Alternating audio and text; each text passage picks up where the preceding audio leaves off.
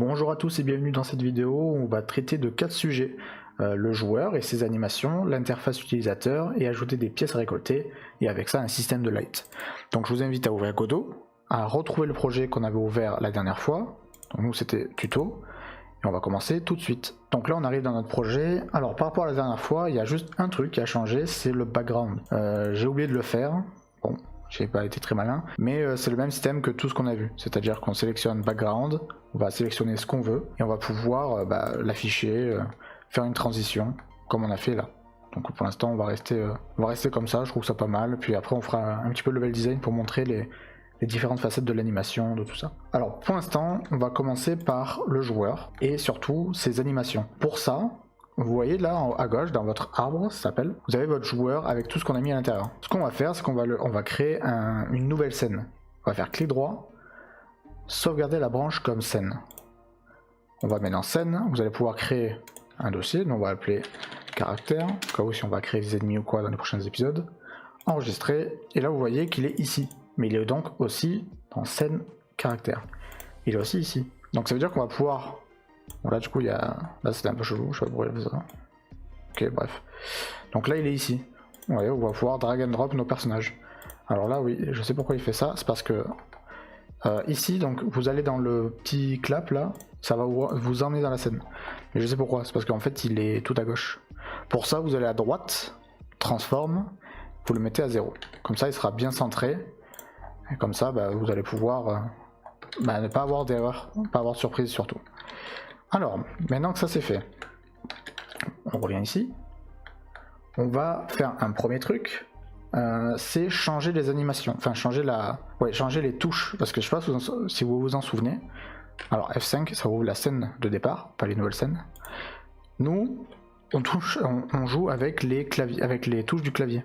Donc c'est pas ouf, donc on va changer ça assez rapidement. C'est simple. Pour ça, vous allez dans Projet, Paramètres du projet. Contrôle, et ici dans ajouter une action vous pouvez rajouter ce que vous voulez. Donc nous on va rajouter left, right, jump et torche, mais ça on verra après. Ok. Ici dans les petits plus vous cliquez et il va vous demander quelle touche vous voulez assigner. Donc nous comme c'est left on va mettre la touche Q. Voilà, pareil pour le droit. Le jump ça sera espace et torche T comme torche. Ça embête pas avec ça. Maintenant que ça c'est fait, nous ce qu'on veut c'est l'animer parce que là il est un peu statique. Pour ça on va faire CTRL A ou clic droit, ajouter un enfant. Vous sélectionnez Node tout court comme ça. Ça on va s'en servir de dossier. Vous n'êtes pas obligé, moi je préfère. Voilà. Alors oui, j'ai pas dit, CTRL D ça duplique. Voilà. Et bon ça. Dans animation, vous allez créer un nouveau nœud avec qui s'appelle animation. Alors prenez pas le tree, c'est animation player. Créer. Maintenant il y a quelque chose en bas qui s'est ouvert, c'est la section animation et vous allez pouvoir, en cliquant ici, en créer deux nouvelles. Donc une qu'on va appeler idle. Idle ça veut dire qui ne bouge pas quoi. Et le walk. Ouais, et ici on peut changer. Donc on va s'occuper du idle. Le idle. Ici vous avez votre timeline, si vous avez fait du montage vous devez connaître.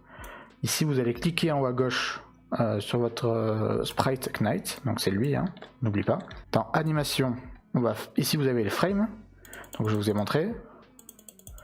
Donc là on va faire la même chose, donc on va appuyer sur la petite clé, qui marche que si ça est ouvert. Vous voyez, si animation est ouvert, vous pouvez appuyer sur la clé. Là vous faites une piste reset, oui, vous faites créer, vous ne touchez pas. Là il est ici. Alors, si vous le mettez au mauvais endroit, vous pouvez juste drag and drop, enfin le faire glisser là où vous voulez. C'est pas tellement un problème. Là, si je le fais, il va faire un double, donc je mets le 1, parce que du coup là. Et là vous appuyez. Voilà, jusqu'à atterrir sur une frame que vous ne voulez pas. Là vous touchez plus. Parce que si vous le faites, après si vous le faites, c'est pas grave, il s'affichera là. Vous pouvez le sélectionner, appuyer sur supprimer, il n'y a aucun souci. Maintenant, il faut à la fin de votre animation, donc ici à 0.4, lui dire que c'est la fin. À droite dans le chronomètre, vous pouvez faire 0.4 et activer la boucle. Ce qui fait que il va jouer en boucle que ces 4 frames. Nous c'est ce qu'on veut. Maintenant que vous avez compris comment ça marche, on va faire la même pour walk. Donc normalement c'est très simple, vous sélectionnez le walk. A priori ça a l'air d'être celui-là. On revient au tout début, hop, créer. Alors là il va aller un peu plus loin. Donc pour avoir de la marge vous mettez 2 secondes. Comme ça, vous avez de la marge jusqu'à que... Hop là, jusqu'à que ça soit la fin. Pareil, 1.6 ici, c'est la fin, donc on fait 1.6. Et on boucle. Hop, et vous avez votre petit personnage qui bouge. Ça c'était la partie facile. Maintenant on va s'attaquer à un peu de code. Ne vous inquiétez pas, c'est simple, c'est vraiment facile. Normalement il n'y a aucun problème avec ça. Je vais le mettre, j'ai mon exemple à côté. Script. Vous appuyez sur le bouton script et déjà vous avez ça. Vous avez déjà votre... ici c'est pour détecter si vous êtes sur le sol, ici c'est pour sauter, ici c'est pour marcher. D'accord? Ce qu'on peut faire c'est déjà changer les touches qu'on a attribuées. Dans UI Accept, vous mettez Jump. Vous vous rappelez? Dans Projet, Paramètres, Contrôle, on a changé déjà, on a appelé ça Jump. Pareil, Left, Right, pareil. Même chose, Torche on verra après. Et là on a le left et right. Maintenant que ça c'est fait, on va créer une fonction. Pour ça c'est très simple. Vous allez en bas de votre code, vous faites func pour déclarer une fonction que vous allez appeler update animation. Vous faites entre parenthèses et dedans vous marquez dir. On s'en servira après, je vais vous expliquer. Vous faites les 2 points et vous venez à la ligne. Alors là j'ai marqué juste passe pour vous expliquer. Ici on a la direction, d'accord, left ou right. Si je print, donc ça veut dire qu'on va l'afficher dans la sortie, qu'est-ce qui va se passer? Donc je lance le jeu, vous allez voir. Déjà vous pouvez constater left, right, donc Q, D et jump, ça marche, c'est plus agréable. Mais surtout ici il se passe quelque chose. Quand je ne bouge pas c'est 0, quand je vais à droite c'est 1, quand je vais à gauche c'est -1. Donc maintenant qu'on sait ça, on sait quand le joueur appuie sur gauche, quand il appuie sur droite ou quand il fait rien. Donc on va s'en servir. Vous prenez ceci, update animation dir, vous le mettez à la fin, et le dir vous le remplacez par direction. En gros on lui dit prends ça, la var que tu le déclares ici, donne-le à lui, et nous on le récupère, et nous du coup il est là. Donc on va pouvoir s'en servir. Par exemple, si on fait if dir est égal à 0, comme on a vu, quand il bouge pas, alors là je fais passe, parce que je vous ai pas montré un truc. Ready, j'ai oublié de le faire, désolé. Ici, vous pouvez ajouter des dièses pour commenter. C'est hyper pratique, il faut le faire. Ici vous avez l'animation player, je vous ai pas dit, mais vous pouvez glisser, déposer, en appuyant sur CTRL, vous relâchez, et ça vous crée un onReady var. C'est-à-dire que vous pouvez l'appeler. Vous pouvez prendre ça, CTRL-C, revenir ici, faire animationPlayer.play, donc joue l'animation qu'on veut, et l'animation nous c'est idle. Ok? Donc là si on fait ça, et qu'on le lance, il va jouer l'idle. Maintenant on veut qu'il marche. Pour ça c'est simple, on lui dit else, donc si tu fais pas 0 quoi, tu fais animationPlayer.play walk. Très simple. Pareil, et maintenant vous avez votre personnage. Sauf que vous avez vu, il y a un petit souci, il tourne pas à gauche quand vous allez à gauche. Ça c'est très simple aussi. On refait la même chose.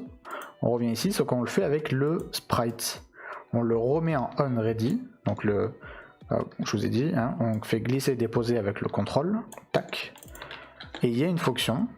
Enfin une fonction dans c'est où? Dans offset du sprite qui s'appelle le flip horizontal. Et nous on va utiliser ça. Pour ça c'est simple, c'est très simple. Si direction est égal à -1, donc s'il va à gauche, je sais pas si vous vous souvenez, alors on peut faire night qu'on a appelé ici, donc le sprite, .flip, là il vous le propose, donc vous pouvez appuyer sur tab pour auto-compléter. Flip horizontal est égal through. Sauf que nous on va aussi faire, parce que sinon on va oublier, le s'il va à droite alors false, alors tu reviens à l'état qui était de base. Donc maintenant qu'on le lance, vous avez votre personnage. Voilà. La caméra est je la trouve un peu trop collée à mon goût, mais On va mettre à 1.7, c'est très bien. Voilà, et là vous avez votre personnage. Alors, les animations sont simples, par exemple, il n'y a pas d'animation de saut. Oh, wow. Il n'y a pas d'animation de saut, gauche-droite, simple, efficace. Et le idle. Donc vous avez vu, donc même si l'animation, on lui a dit de faire idle en boucle à droite, le flip, il est indépendant. Donc il va quand même le faire. Ça qui est plutôt agréable. Donc voilà, merci à tous d'avoir suivi cette vidéo, j'espère qu'elle vous aura plu. On a pu faire le tour du personnage, de ses animations et de ses contrôles. Dans la prochaine vidéo, on va aborder l'interface utilisateur. Donc je vous dis à la prochaine. Ciao tout le monde.